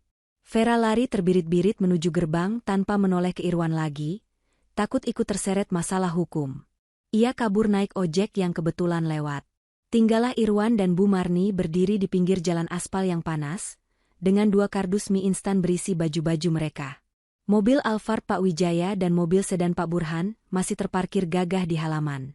Di teras rumah, Tari berdiri tegak menatap mereka dari kejauhan. Tidak ada air mata. Tidak ada penyesalan. Angin siang menerbangkan ujung kebayanya. Irwan menatap Tari untuk terakhir kalinya. Tatapan Tari begitu asing. Itu bukan tatapan istri yang penurut. Itu adalah tatapan seorang ratu yang baru saja merebut kembali kerajaannya. Pintu pagar ditutup. Pak Satpam. Seru Tari pada penjaga keamanan komplek yang kebetulan sedang patroli dan diminta bantuan oleh Pak Burhan. Pagar besi tinggi itu tertutup perlahan dengan suara berderit yang menyayat hati Irwan. Boom! Pagar terkunci. Memisahkan Irwan dari kemewahan yang selama ini ia nikmati gratis. Tari berbalik badan, masuk ke dalam rumahnya yang kini terasa sangat luas dan lega. Udara di dalam rumah itu terasa bersih seketika. Seolah racun yang selama 2 tahun ini mengendap, akhirnya lenyap tersapu badai. Terima kasih, Pak Wijaya, Pak Burhan, ucap Tari tulus, menyalami kedua pria parubaya itu. Tanpa Bapak, Tari mungkin sudah jadi gelandangan hari ini. Kamu hebat, Enduk, puji Pak Wijaya menepuk bahu Tari. Bapakmu pasti bangga di surga sana. Kamu bukan cuma mempertahankan warisan, kamu juga mempertahankan harga dirimu. Tari tersenyum. Kali ini senyum yang benar-benar lepas. Ini baru permulaan, Pak. Saya masih punya banyak rencana untuk tanah ini. Dan untuk mereka, Tari melirik ke arah gerbang. Biarkan hukum karma yang mengambil alih sisanya. Matahari sudah tinggi di atas kepala. Pagi yang penuh drama itu telah berakhir, digantikan oleh siang yang terang benderang. Bagi Tari, ini adalah awal dari hidup barunya. Namun bagi Irwan, ini adalah awal dari mimpi buruk panjang yang tak berkesudahan. Matahari siang itu terasa membakar kulit, jauh lebih panas daripada biasanya. Atau mungkin, itu hanya perasaan Irwan, Bu Marni, dan Vera yang kini berdiri termangu di pinggir jalan aspal berdebu, tepat di depan gerbang tinggi rumah Tari yang sudah terkunci rapat. Di samping kaki mereka, teronggok 2 kardus mie instan yang penyok di bagian ujungnya. Itulah sisa kejayaan mereka. Tidak ada koper Louis Vuitton, tidak ada tas Hermes. Hanya kardus coklat berisi baju-baju yang dilempar asal-asalan oleh Tari. Ini nggak mungkin. Ini pasti mimpi, gumam Bu Marni. Wajahnya yang biasa dipoles bedak tebal kini luntur oleh keringat dan air mata. Ia mengipasi wajahnya dengan tangan, tapi udara panas tetap menyengat. Irwan, lakukan sesuatu. Masa kita diusir seperti kucing kurap begini? Dobrak pagarnya. Panggil polisi. Irwan memijat pelipisnya yang berdenyut kencang. Kepalanya pening. Bayangan uang 15 miliar yang melayang, ditambah rasa malu karena diseret keluar oleh satpam di depan mata tetangga, membuat nyalinya ciut. Panggil polisi gimana, Bu? Sertifikatnya atas nama Tari. Rumah itu harta bawaan dia. Kita nggak punya hak hukum, desis Irwan frustrasi. Terus kita mau kemana? Pekik Vera. Wanita itu sudah tidak lagi terlihat anggun. Rambutnya lepek. Sepatu hak tingginya yang mahal kini berdebu tanah merah. Aku nggak mau ya kepanasan di sini. Irwan, pesan taksi online yang premium. Sekarang, antar aku pulang ke apartemenku. Irwan merogoh saku celananya, mengeluarkan ponsel. Tangannya gemetar saat membuka aplikasi transportasi online. Ia menekan pilihan mobil mewah, kebiasaan lamanya. Namun, saat ia menekan tombol pesan, muncul notifikasi merah di layar. Transaksi ditolak. Saldo tidak mencukupi atau metode pembayaran diblokir. Irwan tercekat. Ia mencoba kartu kredit lain yang terhubung di aplikasi. Ditolak lagi. Ia mencoba kartu debit. Ditolak juga. Sialan, umpat Irwan, membanting ponselnya ke telapak tangan. Tari perempuan iblis itu. Dia memblokir semua akses kartu kredit tambahannya. Dia memindahkan semua saldo di rekening bersama. Apa? Vera melotot. Jadi kamu nggak punya uang sama sekali di dompet digital? Nol, jawab Irwan lemas. Dompet fisikku cuma ada uang tunai 200.000 sisa beli bensin tadi pagi. 200.000? Bu Marni menjerit histeris, membuat beberapa pengendara motor yang lewat menoleh heran. 200.000 buat bertiga? Buat makan siang saja kurang. Irwan, kita mau tidur di mana malam ini? Irwan menatap ibunya dan selingkuhannya dengan pandangan nanar. Ego laki-lakinya hancur berkeping-keping. Kita cari hotel melati di dekat pasar. Putus Irwan dengan suara serak. Cuma itu yang cukup buat semalam. Hotel melati? Vera mundur selangkah, wajahnya jijik. Kamu gila? Aku Vera Anggraini, tidur di losmen kumuh? Nggak sudi. Terus kamu mau tidur di mana? Hah? Bentak Irwan, kesabarannya habis. Mau tidur di trotoar? Kalau nggak mau ikut, pergi sana. Jalan kaki. Vera terdiam. Ia meraba saku blazernya. Dompetnya tertinggal di tas kerjanya yang entah di mana. Mungkin masih di mobil Irwan yang kuncinya disita Tari, atau mungkin terjatuh saat diseret satpam tadi. Ia tidak punya uang sepeser pun. Ponselnya pun baterainya tinggal 10%. Dengan langkah berat dan harga diri yang terseret di tanah, mereka bertiga akhirnya menyetop sebuah angkot tua yang lewat. Bu Marni menangis terseduh-seduh saat harus berdesakan dengan pedagang ikan asin di dalam angkot, memangku kardus mie instan yang berisi baju-baju mewahnya. Roda nasib berputar begitu cepat. Pagi tadi mereka sarapan di meja marmer, siang ini mereka terombang-ambing di dalam angkot panas yang bau solar. Losmen, bahagia, itu sama sekali tidak menggambarkan namanya. Bangunannya tua, ket temboknya mengelupas, dan lorongnya berbau lembab bercampur asap rokok kretek. Irwan menyewa satu kamar dengan 2 tempat tidur sempit. Hanya itu yang bisa ia bayar dengan sisa uang tunainya. Begitu pintu kamar dibuka, hawa pengap langsung menyergap. Kipas angin di langit-langit berputar pelan dengan bunyi kriet-kriet yang menyedihkan. Bu Marni langsung menjatuhkan dirinya ke kasur yang spraynya berwarna kusam. Ya Allah, dosa apa aku sampai harus begini? Kasur ini keras sekali. Irwan, AC-nya nyalakan. Nggak ada AC, Bu. Cuma kipas angin, jawab Irwan ketus sambil melempar kardus ke sudut kamar. Ia duduk di tepi kasur lain, menutupi wajahnya dengan kedua tangan. Vera berdiri di dekat pintu, enggan menyentuh apapun. Ia merasa gatal-gatal hanya dengan melihat kondisi kamar itu. Ini semua gara-gara kamu, Irwan, semprot Vera tiba-tiba. Coba kalau kamu becus urus istri, kita nggak bakal kayak gembel begini. Katanya Tari itu bodoh, penurut. Buktinya, dia lebih pintar dari kamu. Kamu yang tolol. Irwan mendongak, matanya merah menyala. Jaga mulutmu, Vera, kamu yang desak aku buat jual tanah itu buru-buru. Kamu yang bilang investor itu bona fide, ternyata Pak Wijaya itu keluarganya Tari. Kamu nggak riset dulu?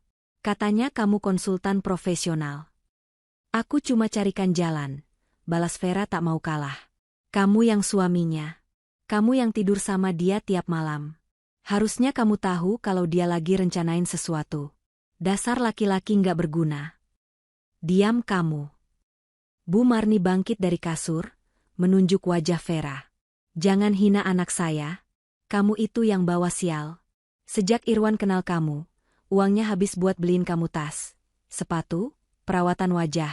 Coba kalau uang itu ditabung, kita nggak bakal sengsara begini. Halah, ibu juga sama saja, cibir Vera. Ibu yang selalu minta jatah bulanan gede buat arisan sosialita palsu ibu itu. Jangan munafik, Bu Marni. Ibu juga menikmati uang tarikan. Pertengkaran itu meledak hebat. Saling tuding, saling caci maki. Suara mereka menggema di kamar sempit itu, bersahut-sahutan dengan suara klakson dari jalan raya. Di tengah keributan itu, perut Bu Marni berbunyi keras. Lapar. Mereka belum makan siang. Irwan, ibu lapar, rengek Bu Marni, kemarahannya mendadak surut digantikan rasa perih di lambung. Penyakit mak ibu kambuh. Belikan bubur atau nasi padang. Irwan merogoh sakunya. Kosong. Uang 200.000 tadi sudah habis untuk bayar losmen 150.000, dan sisanya untuk bayar angkot serta beli air mineral botol besar. Uang habis, Bu, ucap Irwan datar. Habis? Mata Bu Marni terbelalak. Terus kita makan apa? Makan angin? Vera, Irwan menoleh pada kekasih gelapnya itu. Kamu punya perhiasan kan? Gelang emas yang aku belikan bulan lalu? Jual itu ke toko emas di depan pasar. Sekarang.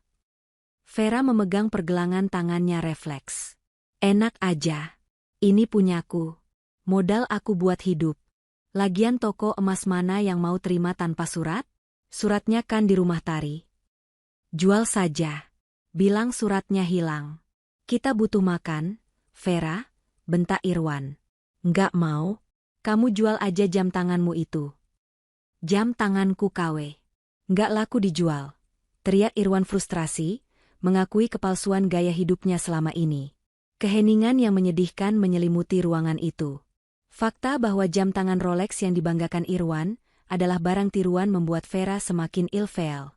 Ternyata selama ini ia memacari tong kosong yang nyaring bunyinya. Aku mau keluar cari udara, kata Irwan kasar. Ia membanting pintu kamar, meninggalkan ibu dan kekasihnya yang saling menatap penuh kebencian. Irwan tidak mencari udara segar. Ia berjalan kaki kembali ke arah kompleks perumahan Tari. Jaraknya lumayan jauh, sekitar 2 kilometer. Tapi tekadnya, atau lebih tepatnya, keputusasaannya, memaksanya melangkah. Di kepalanya, Irwan menyusun strategi baru. Ia tahu kelemahan Tari. Tari itu perempuan perasa, tidak tegaan. Dulu, setiap kali Irwan marah atau ketahuan salah kecil, Irwan cukup memasang wajah memelas, minta maaf sambil menangis, dan Tari akan luluh. Irwan yakin, di balik sikap tegas Tari tadi pagi, pasti masih ada sisa-sisa cinta seorang istri. Irwan sampai di depan gerbang rumah Tari saat langit mulai gelap. Lampu-lampu taman di dalam rumah sudah menyala, memberikan kesan hangat dan nyaman yang kini tak bisa lagi ia sentuh. Pak Satpam, panggil Irwan pada penjaga pos keamanan kompleks. Satpam itu, Pak Asep, keluar dengan wajah masam. Ada apa lagi, Mas Irwan? Sudah dibilang jangan bikin keributan di sini. Nanti saya panggil polisi beneran loh. Tolong, Pak, sampaikan ke Tari. Saya mau bicara sebentar saja. Penting. Soal kesehatan ibu. Ibu sakit keras di losmen, dusta Irwan. Ia sengaja mengacak-acak rambutnya agar terlihat lebih menyedihkan. Pak Asep menatap curiga, tapi akhirnya memencet interkom yang terhubung ke rumah Tari. Tak lama kemudian, Pak Asep menoleh. Bu Tari nggak mau ketemu. Tapi dia kirim pesan suara ke HP Mas Irwan. Coba dicek. Irwan buru-buru menyalakan ponselnya yang baterainya tinggal sedikit. Benar saja, ada pesan masuk. Bukan pesan teks, tapi sebuah video pendek. Irwan memutarnya. Di layar, wajah Tari terlihat tenang, duduk di kursi kerjanya yang dulu. Mas Irwan, suara Tari terdengar jernih dan dingin. Jangan coba-coba pakai alasan ibu sakit untuk memanipulasi aku. Aku tahu ibu sehat-sehat saja, cuma lapar dan gengsi. Dan jangan harap aku bakal luluh dengan wajah memelasmu itu. Tari di dalam video itu mengangkat sebuah map biru. Map yang sangat dikenali Irwan. Kamu kesini bukan karena cinta, Mas. Tapi karena kamu butuh uang untuk bayar ini, kan? Tari membuka map itu, memperlihatkan bukti screenshot riwayat judi slot online dengan total kerugian ratusan juta rupiah. Bandar judimu sudah mulai meneror ke nomor lamamu yang ada di rumah, Mas. Mereka mencari kamu. Kalau kamu berani injakan kaki satu langkah lagi ke dalam pagar rumah ini, aku tidak akan segan-segan menyerahkan data lokasimu ke para penagih utang itu. Mereka pasti senang tahu kamu ada di losmen pasar. Video berakhir. Layar menjadi gelap. Tangan Irwan gemetar hebat hingga ponselnya nyaris jatuh. Tari tahu semuanya. Tari tahu soal judi online itu. Itu adalah rahasia tergelap Irwan, alasan kenapa ia begitu bernafsu menjual tanah warisan. Ia dikejar utang oleh rentenir online yang kejam. Rasa takut menjalar dari ujung kaki ke kepala. Bukan takut pada Tari, tapi takut pada ancaman nyata yang Tari pegang. Jika penagih utang itu tahu keberadaannya, nyawanya bisa melayang. Mas Irwan? Masih mau nunggu? Tanya Pak Asep sinis. Irwan menggeleng kaku. Wajahnya pucat pasi seperti mayat hidup. Enggak, Pak. Saya pergi. Irwan berbalik dan berlari kecil menjauhi gerbang itu. Ia merasa seperti buronan. Rumah yang dulu ia anggap sebagai tambang emas, kini berubah menjadi benteng yang menyimpan senjata mematikan. Manipulasinya gagal total. Tari yang dulu lugu, kini memegang kartu as yang bisa menghancurkan sisa hidupnya. Kembali ke losmen, Irwan mendapati pintu kamar tidak terkunci. Perasaannya tidak enak. Ia mendorong pintu itu. Kamar itu kosong. Bu? Vera? Panggil Irwan panik. Ia mendengar suara isak tangis dari kamar mandi. Irwan bergegas membukanya. Di sana, Bu Marni duduk terkulai di lantai kamar mandi yang basah dan licin, menangis meraung-raung. Ibu, kenapa? Mana Vera? Tanya Irwan sambil memapah ibunya berdiri. Vera perempuan setan itu. Bu Marni terseduh-seduh, menunjuk ke arah tas tangannya yang tergeletak terbuka di atas kasur. Dia pergi, Wan. Dia kabur. Irwan memeriksa tas ibunya. Kosong. Dompet Bu Marni yang berisi kartu identitas dan uang simpanan darurat, selembar uang $100 Amerika yang selalu disimpan Bu Marni untuk gaya-gayaan, telah raib. Lebih parah lagi, kalung emas yang dipakai Bu Marni, satu-satunya perhiasan asli yang tersisa, juga hilang. Dia paksa ibu copot kalung waktu ibu lagi tidur ayam. Ratap Bu Marni. Ibu mau teriak tapi dia ancam mau pukul ibu pakai botol kaca. Dia bilang kamu laki-laki bangkrut yang gak ada gunanya lagi. Dia mau cari mangsa baru. Irwan jatuh terduduk di lantai. Lututnya tak lagi mampu menopang tubuhnya. Vera pergi, membawa satu-satunya aset berharga yang bisa mereka jual untuk makan besok. Wanita yang ia banggakan di depan Tari, wanita yang ia sebut berkelas dan pintar, ternyata tak lebih dari seorang perampok yang lari saat kapal mulai karam. Aku bodoh, Bu. Bisik Irwan, air matanya menetes untuk pertama kalinya. Bukan air mata buaya, tapi air mata penyesalan yang terlambat. Aku ninggalin berlian demi batu kali. Sekarang batu kalinya pun ngelempar kepala aku.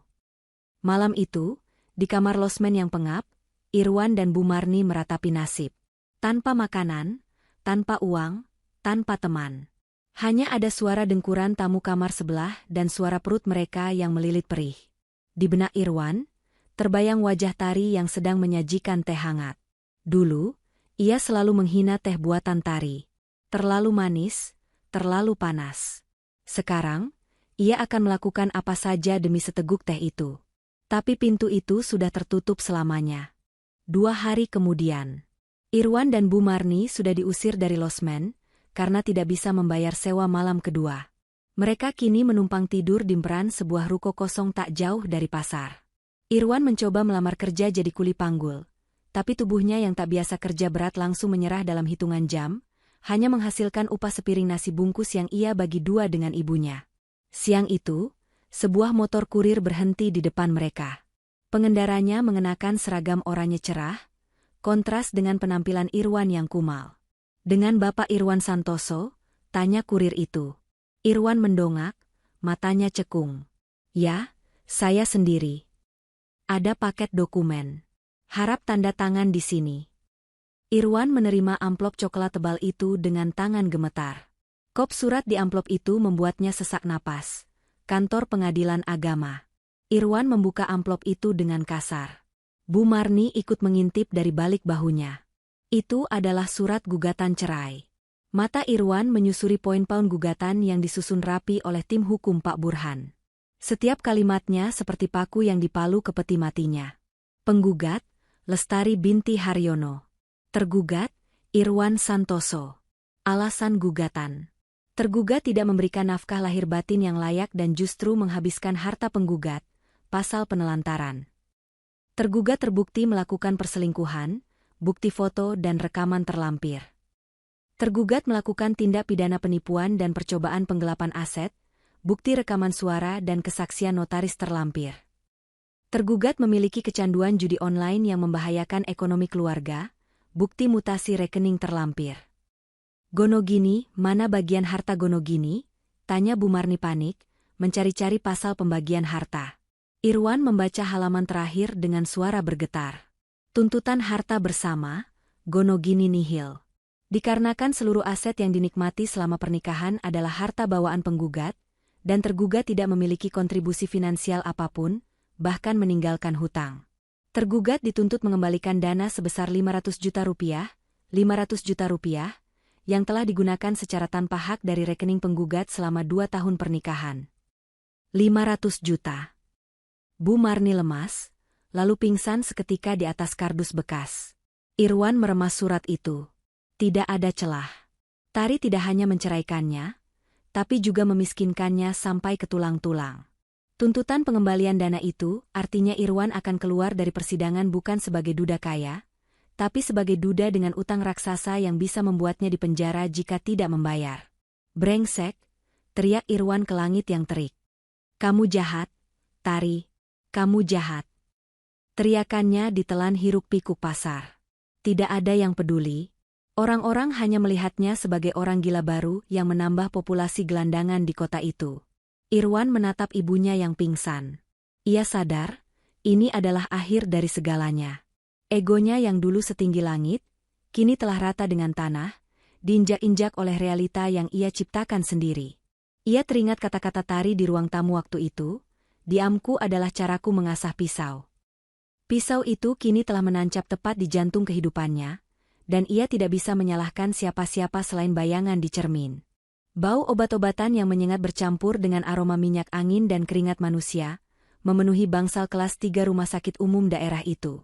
Suara rintihan pasien, tangisan bayi, dan roda berangkar yang berdecit menciptakan simfoni kesengsaraan yang membuat kepala Irwan serasa mau pecah. Sudah 3 hari Irwan duduk di kursi plastik keras di samping ranjang besi yang catnya mulai mengelupas. Di atas kasur tipis itu, Bu Marni terbaring lemah. Wajahnya miring ke kiri, bibirnya agak tertarik ke bawah, dan bicaranya tidak lagi jelas. Racau Bu Marni, matanya menatap langit-langit dengan pandangan kosong tapi penuh ketakutan. Dokter bilang Bu Marni terkena serangan stroke ringan akibat lonjakan tekanan darah yang drastis, efek dari syok berat setelah pingsan di pasar waktu itu. Beruntung ada orang baik di pasar yang memanggil ambulans, tapi keberuntungan itu berhenti di sana. Mas, ini tagihan obat tambahannya harus ditebus sekarang.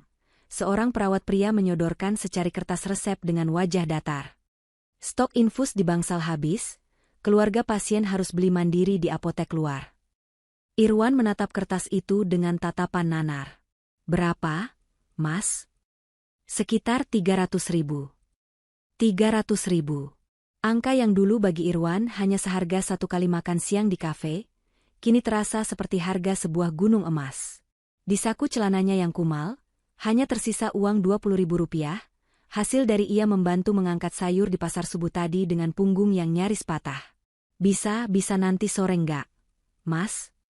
Irwan mencoba menawar, suaranya serak karena kurang minum. Wah, enggak bisa, Pak. Ini antibiotik penting. Kalau telat, infeksi di lambung ibunya bisa menyebar. Bapak gimana sih? Ini nyawa ibunya loh, tegur perawat itu, lalu berlalu pergi melayani pasien lain yang lebih mampu. Irwan meremas rambutnya yang berminyak dan kusut. Ia menatap ibunya. Bu Marni yang dulu selalu tampil glowing dengan perhiasan emas, kini tampak seperti nenek tua yang tak terurus. Rambutnya beruban, kulitnya keriput, dan bau apek menguar dari tubuhnya, karena Irwan tidak punya uang untuk membeli tisu basah atau sabun yang layak. Ta-ri. Suara itu keluar dari mulut Bu Marni. Lirih, tapi jelas. Irwan tersentak. Apa, Bu? Ta-ri panggil. Ta-ri. Air mata meleleh dari sudut mata Bu Marni. Irwan menghela napas panjang. Ia tahu kenapa ibunya memanggil Tari. Bukan karena rindu, bukan karena sayang. Tapi karena insting bertahan hidup. Bu Marni tahu, hanya Tari yang punya uang. Hanya Tari yang bisa menyelamatkan mereka dari neraka bangsal kelas 3 ini. Irwan merasa harga dirinya sudah benar-benar habis. Tapi melihat ibunya yang megap-megap seperti ikan kehabisan air, ia tidak punya pilihan. Ia berdiri, berjalan gontai menuju pos satpam rumah sakit. Pak, boleh pinjam HP? Saya mau telepon istri saya. HP saya hilang dicopet. Dusta Irwan. Satpam itu menatap curiga, melihat penampilan Irwan yang lusuh. Tapi rasa iba akhirnya menang. Pakai saja, Mas. Jangan lama-lama. Irwan menekan nomor Tari dengan jari gemetar. Nomor itu masih ia hafal di luar kepala. Tut. Detak jantung Irwan berpacu. Angkat, Tari. Tolong angkat. Halo? Suara lembut namun tegas terdengar di seberang sana. Suara yang sangat dirindukan Irwan. Tari, ini Mas Irwan, ucap Irwan cepat sebelum telepon ditutup. Jangan dimatikan dulu, tolong. Ini soal ibu. Ibu kena stroke, Tari. Kami di RSUD sekarang. Ibu sekarat. Tolong kami, Mas mohon. Hening sejenak di seberang sana. Hanya terdengar suara napas Tari yang teratur. Di bangsal mana? Tanya Tari singkat. Bangsal Melati, kelas 3. Tolong bawa uang, Tari. Kami butuh obat. Saya ke sana. Bukan demi kamu, tapi demi kemanusiaan. Sambungan terputus. Irwan mengembalikan ponsel itu ke satpam, lalu merosot duduk di lantai koridor. Ia menangis. Campuran antara rasa lega dan rasa malu yang luar biasa menusuk dadanya. 1 jam kemudian, sosok itu muncul di ambang pintu bangsal. Lestari. Ia mengenakan kemeja putih bersih dan celana bahan warna navy. Sederhana, tapi auranya begitu bersinar di tengah kekuraman rumah sakit itu. Ia memakai tas tangan kulit yang terlihat kokoh, rambutnya diikat satu dengan rapi. Wangi parfum bunga melati yang lembut menguar saat ia melangkah masuk, seolah mengusir bau obat-obatan yang menyengat. Semua mata di bangsal itu, pasien lain, keluarga penunggu, bahkan perawat, menoleh menatap Tari. Ada wibawa yang membuat orang segan. Irwan langsung bangkit berdiri. Lututnya gemetar. Ia ingin memeluk Tari, ingin bersujud minta maaf, tapi tatapan dingin Tari menghentikan langkahnya di jarak 2 meter. "Mana resepnya?" tanya Tari tanpa basa-basi. Ia tidak menatap Irwan, matanya langsung tertuju pada Bu Marni yang terbaring lemah. Irwan menyerahkan kertas resep yang sudah lecek itu dengan tangan gemetar. Ini obatnya, Dek." Tari mengambil kertas itu, lalu memanggil perawat. "Sus, tolong urus semua resep ini. Masukkan ke tagihan administrasi. Saya yang lunasi semuanya sampai ibu ini boleh pulang. Dan tolong, pindahkan ke kamar kelas 1. Kasihan pasien lain terganggu kalau ibu ini meracau terus." "Baik, Bu. Segera kami proses," jawab perawat itu antusias melihat penampilan Tari yang meyakinkan. Irwan merasa secercah harapan tumbuh di hatinya. Tari masih peduli, pikirnya. Dia memindahkan ibu ke kelas 1. Dia pasti masih sayang sama kami. "Tari," panggil Irwan lirih. "Makasih, Dek. Mas tahu kamu itu malaikat. Mas tahu kamu gak mungkin tega lihat ibu kayak gini. Mas janji, setelah ibu sembuh, Mas akan kerja keras buat ganti uang kamu. Kita bisa mulai lagi dari nol, ya?" Tari berbalik perlahan. Ia menatap Irwan dari ujung rambut sampai ujung kaki. Tatapan itu bukan tatapan benci, tapi tatapan iba, jenis iba yang kita berikan pada kucing liar yang sakit kudis di jalanan. "Mas Irwan," suara Tari tenang tapi menusuk. "Jangan salah paham. Aku melakukan ini karena aku diajarkan Bapak untuk memanusiakan manusia, bahkan musuh sekalipun. Tapi untuk kembali, tidak ada jalan pulang untuk pengkhianat. Tapi, Dek, ibu butuh tempat tinggal pasca rawat jalan. Kami nggak punya rumah. Masa kamu tega biarkan mertuamu tidur di jalanan?" Irwan mencoba menggunakan kartu bakti anak. Tari mengeluarkan sebuah amplop tebal dari tasnya. Di dalam ini ada bukti pelunasan biaya rumah sakit selama seminggu ke depan. Dan ada uang tunai 5 juta rupiah. Tari menyodorkan amplop itu ke dada Irwan. "Gunakan uang itu untuk menyewa kamar kos petakan dan modal jualan kecil-kecilan. Cukup untuk hidup sederhana kalau kamu tidak judi lagi." Irwan menerima amplop itu dengan tangan kaku. 5 juta. Jumlah yang dulu ia hamburkan dalam semalam, kini jadi penyambung nyawa. "Cuma ini?" tanya Irwan tak percaya. "Kamu punya aset belasan miliar, Tari. Kamu cuma kasih remah-remah buat suamimu." "Mantan suami," koreksi Tari tajam. "Dan ingat, Mas, secara hukum, kamu berhutang 500 juta padaku. Aku bisa saja menjebloskanmu ke penjara atas penggelapan uang itu. Tapi aku pilih memberimu kebebasan dan modal 5 juta ini sebagai sedekah terakhir. Kalau kamu masih menuntut lebih, aku tarik kembali tawaran ini dan kita ketemu di kantor polisi. Pilih mana?" Irwan terbungkam. Nyalinya ciut seketika. Tari melangkah mendekati ranjang Bu Marni. Mertuanya itu menatap Tari dengan mata basah. Mulutnya bergerak-gerak ingin bicara. Tangan keriput Bu Marni mencoba meraih tangan Tari. Tari tidak menepis, tapi juga tidak menggenggam balik. Ia hanya menepuk pelan punggung tangan Bu Marni.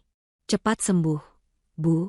Semoga sakit ini bisa menggugurkan dosa-dosa ibu di masa lalu. Jaga kesehatan, karena mulai sekarang, Tari tidak bisa menjaga ibu lagi." Setelah mengucapkan kalimat perpisahan itu, Tari berbalik dan berjalan keluar tanpa menoleh lagi. Langkah kakinya mantap, meninggalkan Irwan yang berdiri mematung memegang amplop, sementara Bu Marni meraung lirih dalam penyesalan yang terlambat. Itu adalah kali terakhir Irwan melihat punggung Tari dengan jarak sedekat itu. 2 minggu kemudian, gedung pengadilan agama tampak ramai. Di ruang sidang nomor 3, suasana hening mencekam. Majelis hakim duduk di kursi tinggi mereka dengan wajah serius. Tari duduk di kursi penggugat, didampingi Pak Burhan sebagai kuasa hukumnya. Ia tampak tenang, mengenakan batik lengan panjang yang elegan. Wajahnya bersih, sorot matanya fokus. Di seberangnya, di kursi tergugat, Irwan duduk sendirian. Ia tidak mampu menyewa pengacara. Penampilannya sedikit lebih rapi daripada di rumah sakit, karena ia membeli kemeja murah di pasar dengan uang pemberian Tari, tapi wajahnya tetap suram dan tua. Saudara tergugat, apakah saudara memiliki bukti bantahan atas tuduhan perselingkuhan dan penelantaran ekonomi yang diajukan penggugat? Tanya hakim ketua. Irwan menunduk. Ia ingin berteriak bahwa Tari kejam, bahwa Tari pelit, tapi ia sadar semua itu tidak laku di mata hukum. Di meja hakim, sudah menumpuk bukti-bukti valid, foto-foto Vera, mutasi rekening judi, dan kesaksian tertulis dari tetangga tentang pengusiran Tari yang gagal. Tidak ada, Yang Mulia, jawab Irwan pelan, nyaris tak terdengar. Baik. Karena bukti-bukti sudah cukup kuat dan tergugat mengakui kesalahannya, maka majelis hakim akan membacakan putusan. Ucap hakim mengetuk palu sekali. Irwan memejamkan mata. Ia berharap ada keajaiban. Mungkin hakim akan menyuruh mereka rujuk? Mungkin hakim akan membagi harta Gonogini? Mengadili, suara hakim menggema. 1. Mengabulkan gugatan penggugat untuk seluruhnya. 2. Menjatuhkan talak 1 bain sugra tergugat, Irwan Santoso, terhadap penggugat, Lestari binti Haryono. 3. Menetapkan bahwa harta berupa tanah dan bangunan di Desa Sukamaju adalah harta bawaan penggugat, sehingga tidak dapat dibagi sebagai harta bersama. 4. Menghukum tergugat untuk membayar biaya perkara. Palu diketuk 3 kali. Tok, tok, tok. Suara ketukan itu seperti palu godam yang menghancurkan sisa hidup Irwan. Resmi. Ia kini menduda, miskin, dan tidak punya hak sepeser pun atas kekayaan yang sempat ia nikmati. Pak Burhan berdiri, menyalami Tari. Selamat, Bu Tari. Anda sudah merdeka. Tari tersenyum lega. Beban berat di pundaknya terangkat sudah. Ia berdiri, bersiap meninggalkan ruangan. Irwan yang panik, tiba-tiba berlari kecil mengejar Tari di lorong pengadilan. Tari, tunggu. Tari berhenti, tapi tidak berbalik badan sepenuhnya. Ia hanya menoleh sedikit. Apa lagi? Vera? Irwan tergagap. Vera ternyata penipu, Tari. Dia DPO polisi kasus investasi bodong. Aku baru tahu dari berita kemarin. Dia sudah ditangkap di Batam. Aku cuma korban dia, Tari. Aku dihasut. Irwan berharap berita ini bisa membuat Tari simpati. Bahwa Irwan juga korban. Tari berbalik badan sepenuhnya. Ia menatap Irwan dengan tatapan datar. Itu berita bagus. Berarti keadilan bekerja untuk semua orang. Jawab Tari tenang. Tapi itu tidak mengubah fakta bahwa kamu yang punya niat jahat sejak awal. Mas. Kamu yang ingin menjual tanah bapakku. Vera hanya pemicu, tapi pelurunya adalah keserakahanmu sendiri. Tapi aku menyesal, Tari. Sumpah demi Tuhan. Simpan sumpahmu untuk Tuhan, Mas. Siapa tahu dia mau dengar. Kalau aku, sudah cukup mendengarnya 2 tahun ini. Tari melanjutkan langkahnya menuju mobil Pak Wijaya yang sudah menunggu di lobi. Ia masuk ke dalam mobil mewah itu, meninggalkan Irwan yang berdiri sendirian di tengah keramaian orang-orang yang sibuk mengurus perceraian. Irwan sadar, ia tidak hanya kehilangan istri dan harta, tapi ia juga kehilangan satu-satunya orang yang pernah tulus mencintainya apa adanya. 6 bulan berlalu. Hujan deras mengguyur kota, menciptakan genangan air keruh di jalanan berlubang dekat pasar induk. Di depan sebuah ruko yang tutup, seorang pria kurus dengan rompi oranye lusuh sedang sibuk mengatur sepeda motor yang parkir sembarangan. Terus, Pak, terus. Ya, OP, teriak pria itu, suaranya parau. Ia menerima uang receh Rp2.000 dari pengendara motor dengan tangan yang kasar dan kuku menghitam. Itu Irwan. Hidupnya berubah drastis. Uang 5 juta dari Tari habis dalam 2 bulan untuk biaya kos, makan, dan pengobatan jalan Bu Marni yang tidak sepenuhnya pulih. Sekarang, Bu Marni tinggal di sebuah kamar petak sempit di pinggiran kali, lumpuh separuh badan, hanya bisa duduk di kursi roda bekas dan mengomel sepanjang hari. Irwan bekerja serabutan. Kadang jadi tukang parkir, kadang kuli angkut, apapun demi sesuap nasi. Utang judinya masih menghantui. Ia harus sering berpindah-pindah tempat tidur untuk menghindari debt collector yang beringas. Ponsel pintarnya sudah lama dijual, diganti ponsel jadul yang layarnya retak. Sore itu, saat berteduh di sebuah warung kopi pinggir jalan, mata Irwan tertuju pada televisi tabung yang menyala di pojok warung. Berita sore sedang menayangkan segmen Inspirasi Bisnis. Pemirsa, kita beralih ke kisah inspiratif dari seorang wanita muda yang berhasil menyulap lahan perkebunan sawit tua menjadi destinasi agrowisata modern yang menyerap ratusan tenaga kerja lokal. Jantung Irwan berhenti berdetak sesaat. Di layar kaca itu, muncul wajah yang sangat ia kenal. Lestari. Tapi Tari di layar kaca itu terlihat jauh berbeda. Ia mengenakan blazer batik modern, wajahnya berseri-seri, berbicara dengan percaya diri di depan kamera sambil menunjuk hamparan kebun yang kini dipenuhi glamping, kemah mewah, restoran joglo, dan kebun buah organik. Kuncinya adalah ketekunan dan keberanian untuk bangkit dari masa lalu, ucap Tari di televisi, tersenyum manis. Di sampingnya, terlihat Pak Wijaya dan Pak Burhan mendampingi saat peresmian. Saya mendedikasikan tempat ini, Lestari Farm, untuk almarhum bapak saya yang mengajarkan arti menjaga amanah. Wah, hebat ya mbaknya ini, komentar penjaga warung kopi sambil mengaduk gula. Masih muda, cantik, kaya raya lagi. Dengar-dengar janda lo, Mas. Suaminya dulu katanya ninggalin dia demi pelakor, terus bangkrut. Goblok bener ya suaminya. Irwan tersedak kopinya. Panas kopi itu membakar tenggorokannya, tapi tidak sepanas rasa malu yang membakar wajahnya. Goblok bener. Gumam Irwan mengulangi kata-kata penjaga warung itu. Matanya berkaca-kaca menatap layar TV. Ia melihat dirinya sendiri di pantulan kaca etalase warung. Kurus, dekil, bau matahari. Lalu ia melihat Tari di layar. Sukses, dihormati, bercahaya. Dulu, ia adalah raja di rumah Tari. Ia yang memerintah, ia yang dilayani. Sekarang, ia hanyalah debu di bawah sepatu kesuksesan Tari. Penyesalan itu datang bukan sebagai ombak, tapi sebagai tsunami yang menenggelamkan Irwan dalam kesepian yang abadi. Irwan meletakkan uang koin Rp5.000 di meja, lalu berjalan keluar menembus hujan. Ia tidak ingin melihat berita itu lagi. Ia tidak sanggup melihat apa yang telah ia buang dengan sia-sia. Di tengah hujan deras, air matanya menyatu dengan air langit, menyamarkan tangisan seorang pria yang telah kalah telak oleh keserakahannya sendiri. Sementara itu, di teras rumah besar yang kini telah direnovasi menjadi lebih asri dan terbuka. Suara burung berkicau riang menyambut matahari pagi yang hangat. Tidak ada lagi perabotan norak pilihan Bu Marni, tidak ada lagi barang-barang mewah tak berguna selera Irwan. Rumah itu kini kembali ke jati dirinya. Homey, berkelas dengan nuansa kayu, dan penuh tanaman hijau. Tari duduk di kursi rotan di teras samping, menghadap ke arah perkebunan yang kini ramai oleh wisatawan yang mulai berdatangan. Di tangannya, secangkir teh melati hangat mengepulkan uap yang menenangkan. Bu Tari, sapa seorang wanita muda, asisten pribadinya yang baru. Pak Wijaya sudah datang, beliau ada di kantor pengelola. Mau membahas rencana ekspansi ke lahan sebelah. Baik, Santi.